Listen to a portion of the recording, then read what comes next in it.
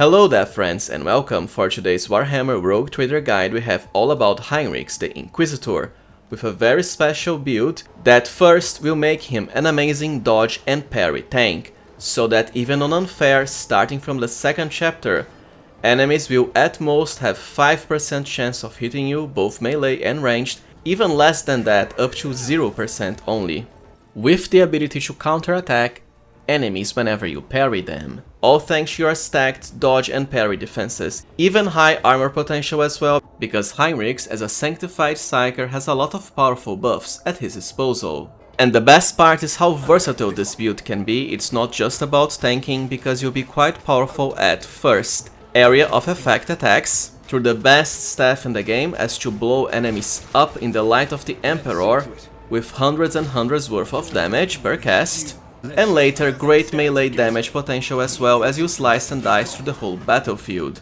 as you'll always be able to switch between offenses and defenses on the go through the Arch Militant archetype. So without further ado, let us get into our Heinrix the Lord Inquisitor build. Heinrix comes at level 4 as a warrior, so he's pretty customizable, and he already starts with the defensive maneuvers talent. With this, whenever he takes damage, he'll get a pretty nice bonus to his dodge, which can stack but resets after a successful dodge. Still, it's pretty good for the beginning of the game when you won't have that high dodge, so your chances of getting hit are higher. For level 5 and our first talent, Thick Skin is the way to go, just like with our Abelard toughness tank. +1 damage deflection is nice, but increasing your parry equal to around 1/4 of your total armor is amazing to prevent enemy melee attacks. After all, the point of this build is to maximize both dodge and also parry. For his stat upgrade, agility is the way to go. After all, it is what directly increases your dodge score. Also initiative, so your Heinrix has a much easier time acting first before the enemies when compared to Abelard. For the first power or ability at level 6, well, this can go a number of different ways depending on what other party members you have. Heinrix is a Psyker, so you can also select psychic powers at this point. The Sanctic buffs are pretty good, starting with Shield of the Emperor, especially for the huge party-wide armor boost, directly tied to how high your resolve score is, which is easily buffed through, let's say, the officer class. While later Hammer of the Emperor can provide a pretty nice bonus to damage, party-wide as well. His Biomancer powers aren't as good, and Feeble can help when it comes to increasing the damage enemies take, but it's going to be a while before the benefit is good enough, as it's very tied to Psi rating. Lastly, for spells, if you aren't going with Idira on your main party, Divination is also a pretty nice pick, because just with 1 rank, you can cast the Forewarning spell to increase your dodge by even up to 20% plus later on. My preferred pick, however, is actually a warrior power, starting with, well, either Sworn Enemy, which is single target only, or Taunting Scream, which was actually fixed in the most recent patches to work 100%, which means if the enemies fail, and you can hit multiple ones with this, they will be forced into attacking Heinrix. Better, because he is supposed to be the main tank of your party. But once again, you can also go with Shield of the Emperor or Divination. It's just that I already have Idira and my main character as a Sanctic Psyker to provide that. So for me, Taunting Scream or Sworn Enemy. For your skills, ideally Athletics, because I imagine if you're playing with Heinrix, you won't be using Abelard. But of course, if you already have him, then you can increase something else with Heinrix. My preferred pick being Lord Xenos. After all, Heinrix does have pretty nice starter bonuses to it, by virtue of being an Inquisitor. And during Act 3 and 4 you have plenty of Lord Xenos checks, including to disarm traps that cannot be disarmed through demolition, only Lord Xenos. Anyways, because I don't plan on using Abelard on the same party as Heinrix, I'll start with Athletics and later increase Lord Xenos. Then more Agility, of course. And for a generic talent, if you want more Psyker power, go with Psalms of Heroes, which was fixed and now works properly. My preferred pick, however, is Nimble, for a pretty nice bonus to dodge, which can help a lot early on. If you prefer more parry, go with Dueling Mastery instead.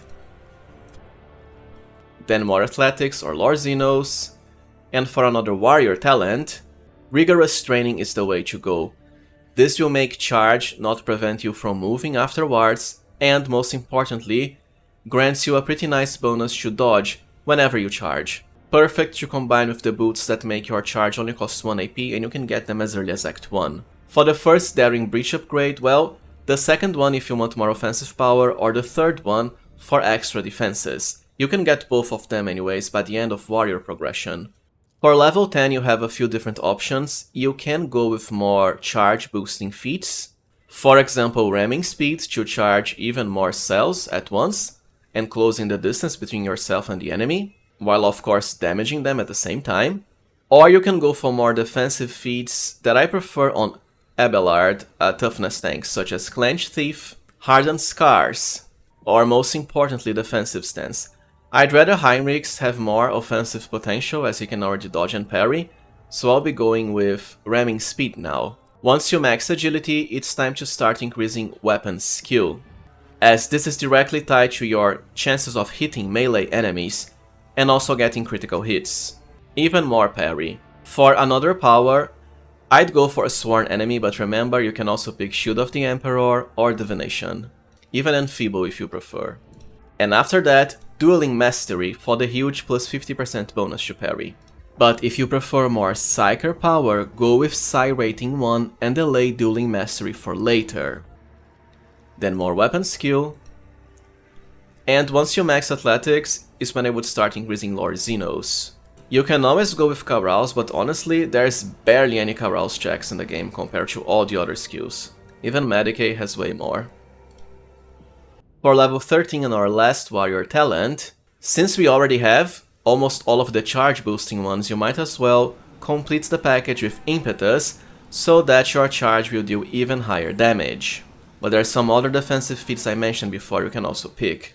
Then more lore Xenos, and you might as well increase your toughness now just so it becomes an even score for some minor extra hit points. But there's always strength if you prefer. For the last generic talent, it will not die, it scales quite amazingly starting from this point, and the more hit points you have the better for when your defenses fail, mostly early game like dodge and parry. Even better for the first story boss, which can be pretty tough. And of course, either the second or third upgrade to Daring Breach. Even the fourth one if you want more offensive power. And that's it for warrior progression. When it comes to your second archetype, all of them work, but for this build in particular I'd rather go for Arc Militant, as I've already done a Vanguard build for Abelard and also an Assassin one for Earlead. Arc Militant is, to be fair, one of the most busted archetypes in the game, and well, just like your main resource, it is a very versatile class that works for both offenses and defenses. By default, versatility will highly increase both your weapon skill and ballistic skills, and also damage. However, to the very first power pick at level 17, we can go for Cautious Approach, which is amazing for extra defenses, as it makes your versatility stacks now provide you with both dodge and parry for every stack, exactly what we want for maximum tanking. It even makes you automatically immune to all of the most crippling debuffs and status ailments once you have 4 or more stacks, pretty easy to achieve even turn 1 before enemies can do anything. The best one of course being stun, because on Unfair, some enemies love spamming stun grenades on your party for area of effect stun. Don't forget you can always turn Cautious Approach on and off, if you want to revert to the more offensive powers from the default versatility stacks. For the first talent, Always Ready is the way to go, as it makes you already start combat with 2 stacks of versatility, pretty good. We have our Arc Militant Heroic Act at the next level, which can help you only when we get the first upgrade later on. Then plus 1 AP, amazing because Heinrix has a lot of abilities he wants to use per turn, and a return to agility increases of course. For level 21, my preferred pick is Discipline. This is one of the easiest ways of stacking versatility to enormous amounts. Whenever you get an extra turn, you'll also get a plus 1 stack of versatility, and well, if you followed my other guides then you know how OP officers are and how easy it is to provide multiple extra turns to your party even before the enemies get to do anything. Of course, if you only have, let's say, 1 officer in your party, this won't be as good. There's always Cassia and also Jai if you aren't playing an officer yourself. Not to mention mercenaries, of course. Then more agility, and for a second power, Wildfire is the way to go. This essentially provides you with an extra attack per turn. It can even work for your very own Sanctic Staff Area of Effect nuke, so you cast it twice per turn. It even has a secondary bonus of granting you a stack of versatility even if the attack was of the same type you used before. Lastly, every 4 stacks of versatility you have, even less with a talent we'll be picking later, will reduce the AP cost by -1, which can result in just 1 AP, amazing for an extra attack. As for another generic talent, Psi Rating 1. But if you picked it before, go for Psi Rating 2 now. Then back to Athletics. And for another talent, Dependable, which also grants you bonuses to armor whenever you have stacks of versatility. So now you have the complete package, dodge, parry and armor all through versatility. Then back to weapon skill increases, and you might as well grab Psi Rating 2 now. Or once again, you can go for it at the same level as Wildfire instead of Psi Rating 1 if you choose to pick Psi Rating 1 during warrior progression. For level 25, I really like Flash Fire to reduce the cost of Wildfire, which of course means an extra attack of any type including spells. The more extra turns you get from an officer the better, because you can use Flash Fire again and again together with your normal attack. Then more Athletics or Lord Xenos, and more weapon skill once you max agility as Arc Militant.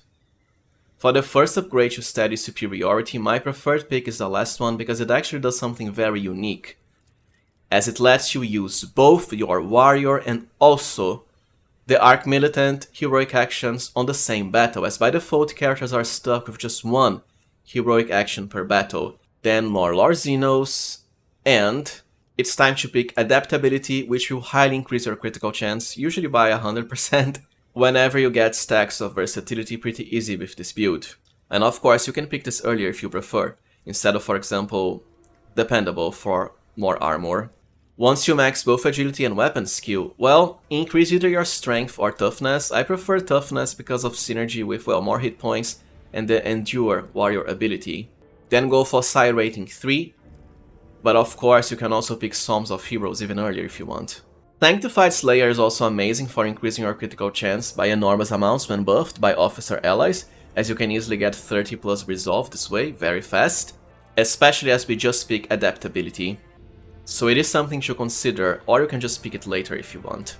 Now is when I would start picking more Psyker powers, and well, it's the same choice as I mentioned before, Shield of the Emperor or Divination. I'd personally go for Enfeeble because that is something my other party members can't provide, either Divination through Idira or the Sanctic buffs through my very own main character build. And since we actually have good enough Psi Rating now, this can increase the damage enemies take by a good enough amount. For another talent, because we already maxed our critical chance, critical versatility for even higher critical damage depending on versatility stacks. And more toughness. Then more Lord Xenos. For the last Arc Militant talent, I'd go with Broad Expertise. It can help, but not that much considering, well, your officer buffs anyways, which are stronger. But we have the space for it now. Just remember, you can always trade one of these talents for a generic talent, including the ones I mentioned before, such as Psalms of Heroes or Sanctified Slayer. Then more toughness. After that you might as well increase strength. And for the last generic talent, this is when I'd go for Sanctified Slayer, and the second upgrade to Steady Superiority. And that's it for Arc Militant progression. Now let's cover the Exemplar levels, and there's a lot of powerful talents here, starting with, well, Tricky Defense, which is better for extra defenses of course, by increasing your dodge equal to half the armor bonus your armor provides. At this point you can have armors with 40% armor bonus, so as you can see here it's around 70% dodge or even higher. Critical Velocity on the other hand is for extra offenses, by increasing your critical chance and damage by 7% of your dodge, and at this point you can easily have 300% dodge and so on. Just pick whatever you prefer first. As I think we have enough dodge, I'll go with Critical Velocity for more damage. Then it's back to Warrior talents. Well, because you're parrying so many attacks by now, you might as well pick Interception here, but it doesn't matter, you can also pick a normal, generic talent, or a Psyker talent if you want. Then back into Athletics or Lord Xenos, and I'd go for Blood Haze, which can provide you with higher dodge. It's just that it requires you to kill an enemy, which can't be always guaranteed, depending on if you want your Heinrix to be more tanky or more offensive focused. But of course you can pick this before in the actual Arc Militant levels if you prefer. Then back into Agility increases for even more dodge and initiative. And as a generic talent, well, might as well go for Psi rating 4. And whatever other power you want now, I personally go for Warp Speed. For more movement points and AP, but it doesn't really matter. Then more Athletics, and for the second Exemplar talent, well, either Critical Velocity or Tricky Defense. If you don't care about Tricky Defense, you can already also pick Extermination, which can provide you with loads of extra damage, +1 for every attack you make. Well, might as well pick Deterioration to increase the power of your Enfeeble Psyker spell. Then more Agility, and whatever else you want now, to be fair. I'll just pick Psalms of Heroes. But of course you can pick this as early as the first few levels if you want. And for another power, the Metabolic Overcharge spell, which is pretty fun for extra turns. It's just that officers do it way better. And back into weapon skill increases, and I just go for Strange Vitality. What about Ready to Serve, which can increase your resolve? Well, it didn't seem to stack, which I find pretty disappointing. And anything you want after that. Combat Master can be picked, it's just that I didn't find it that useful when you have such high dodge and parry anyways. Might as well go for it since we have the space. And more Lord Xenos, with whatever you want for the last Exemplar talent, at least as far as level 45. I'll be going with Tricky Defense. But even Steel Shell works if you want more deflection. So you truly have all the defensives possible. And that's it for Exemplar progression. Now let's do a section on how to play as your Heinrix, so he can reach his full potential. Well, first you want to of course start with an officer party member, always going first to receive the initiative feat to buff you. Without buffs, for example, at this level, during chapter 2 we have 135% dodge. But by just casting Voice of Command, already done, and Air of Authority, we now have higher than 20% extra dodge and of course way more resolve. Stacking resolve is paramount to increasing not only Heinrich's area of effect damage from his sanctified staff, and also the power of his sanctic buffs. Ideally, you also want to provide him with one extra turn from an officer ally, because it will already not only increase his versatility stacks to 3 for more dodge and parry or more offensive power, but also let you first charge at the enemy, which not only deals damage, closes in the distance, but most importantly only costs 1 AP with the Pneumo Boots, and grants you even higher dodge from the Rigorous Training ability. After that you have a few different options depending on how many action points you have left during this extra turn, but ideally you'll want to use Taunting Scream as to automatically taunt all enemies and force them to attack you, of course, to protect all of your backline. So let's do that. It's pretty easy to get most enemies to fail when you are properly prepared, especially through the Enforcer helmet. Don't forget you can also turn Cautious Approach on, it costs 0 AP after all, which will enhance our dodge, so from 165, because we have 4 stacks of versatility, we now have 185%. Just this alone should be enough to get Heinrix to tank reliably, while also forcing enemies to attack him. But of course you can do even more. For example, Pascal has Joint Analysis for more damage, but most importantly Tactical Knowledge on as many enemies as possible. So Heinrix also gets a pretty nice bonus to his armor percentage. And if you went with my build as a Grand Strategist, well, you can also start dropping your areas. Frontline is great for even more armor, while also increasing the damage enemies take, but you can also go for the backline area on at least Heinrix, assuming you don't plan on moving away from this, as to grant him even more dodge, of course. while still retaining the ability of casting frontline on a lot of enemies, and rear of course, on your ranged damage dealers. Cassia is of course also amazing for pretty much any character, party and build, and ideally you want her to cast Revealing Light on Heinrix for a huge willpower and toughness buffs. So now we have higher than 100 hit points, by virtue of 120 plus toughness. You can of course also use her to provide him with more turns, and with my Cassia build at least, she'll always act first. But of course, don't forget Waking Nightmare to reduce the enemy stats, followed by a point of Curiosity to draw all enemies close enough together, which can also grant Heinrix free attacks if the enemies are forced to move past him as an attack of opportunity. This is even better so that Heinrix gets to taunt more enemies if needed. And don't forget, if your Cassia has the Thrice Pioneer's Bracers, she'll also get to reduce the enemies' weapon and ballistic skills, especially if you combine this with a Castigating Staff, which of course also reduces their chances of hitting Heinrix or getting critical hits and parrying his attacks. Depending on your choices, he can have more spells. Iron Arm is always nice for buffing, the same for Word of the Emperor, as it is a stacking resolve buff. And don't forget to ideally activate Endure, which provides you with loads of deflection before the enemies start attacking you, just in case, because chances are you'll have more than enough dodge. There's also Idira's Divination spell buffs for even higher dodge even early, so you would have around 230% at this point. Definitely more than enough. As you can see, the enemies are mostly forced into attacking Heinrix, well, for the ones that are taunted anyways. Once he gets his true turn, however, well, you'll get loads of extra action points. And don't forget, the higher your Heinrix resolve, the more damage you'll get to perform as area of effect through your Sanctix staff power. It doesn't matter if you use this close to enemies, because you always parry all their attacks. You can even use Wildfire to cast it again. Alright, now let's discover gear for our Heinrix Inquisitor build. For the helmet of the Devoted Protector, it is dogmatic exclusive, but Heinrix is a dogmatic aligned companion.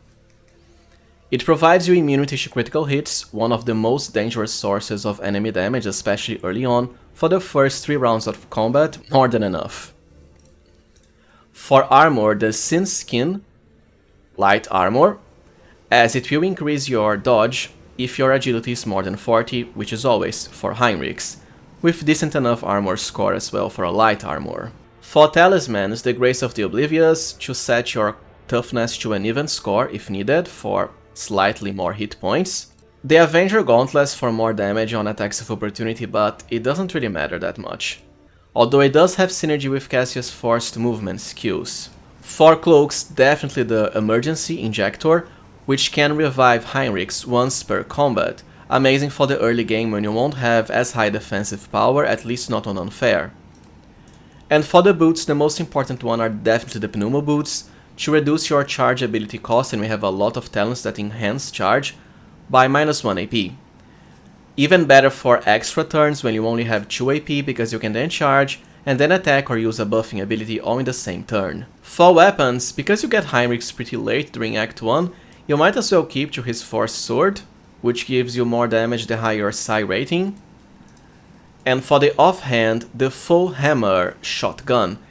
It's unique in that despite being a shotgun with a big range on attack and the ability to always push enemies back, it is just a one-handed weapon, so you can dual wield it with a normal melee sword. Even better for when you get versatility from the Arc Militant class. Even if your damage with this won't ever be high, well, you can still get critical hits, and by virtue of attacking from close enough, when buffed you can even hit the enemies despite not having high ballistic skills. But once again, Arc Militant helps with that. And just his normal starting staff, but you might as well replace it for the staffs that provide the Chain Lightning ability for area of effect damage, at least during Act 1. For Act 2 choices, this is where Heinrix as a Sanctified Psyker gets a huge power up. From the Sanctified Staff, of course, brought from the Drusians faction.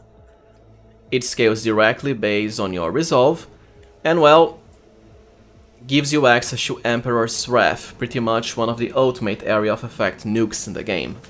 Quite thematic and very powerful. The higher your resolve, the more damage you deal with this, in the hundreds even. Besides that, you can go for the Ancient Force Sword, which provides you some extra damage based on your psi rating, but it's not that much. There's also the Adrenaline War Boots for more dodge when your turn comes, not really that necessary, however, I'd rather keep it to the Pneumo Boots for less charge cost.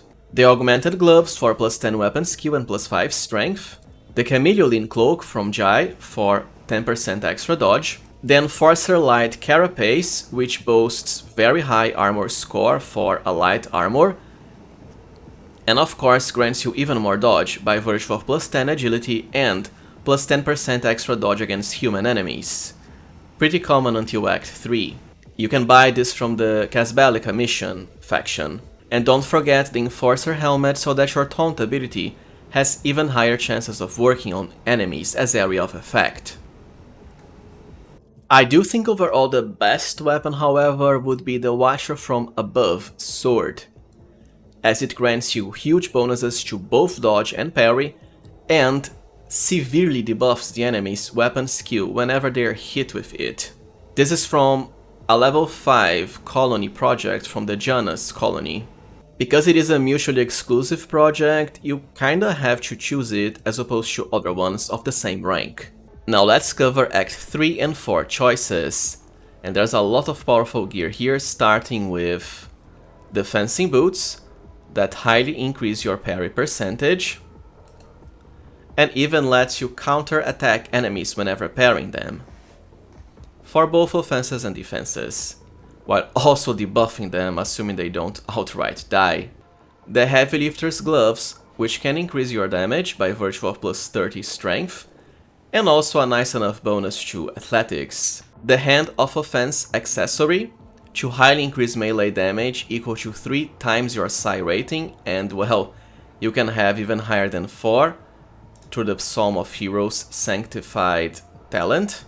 The Tactical Genius Helmet, so that whenever you dodge or parry an attack, something you'll always do, you'll get a huge plus 10 momentum bonus, for more heroic actions of course. For Act 4 we also have the Psi Focus from the Drusians faction, which will increase your melee damage by even stronger amounts, 5 times your psi rating as warp extra damage.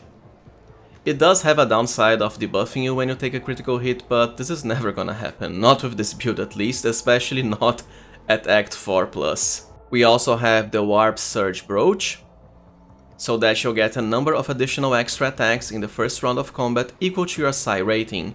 So there's a lot of fun stuff for fighter mages, right? We have the Warp Surge, the Psi Focus, and the Hand of Offense. Lastly, for Act 4, you can also use the Instigator's Mental Cloak, which makes it so that your taunt ability will always work on all enemies regardless of willpower resistance tests. But you can also use any other cloak you want if you don't care about taunting the enemy. And for consumables, just the classic stim for even more AP. Well, alright friends, so this was it from my Heinrix the Inquisitor build.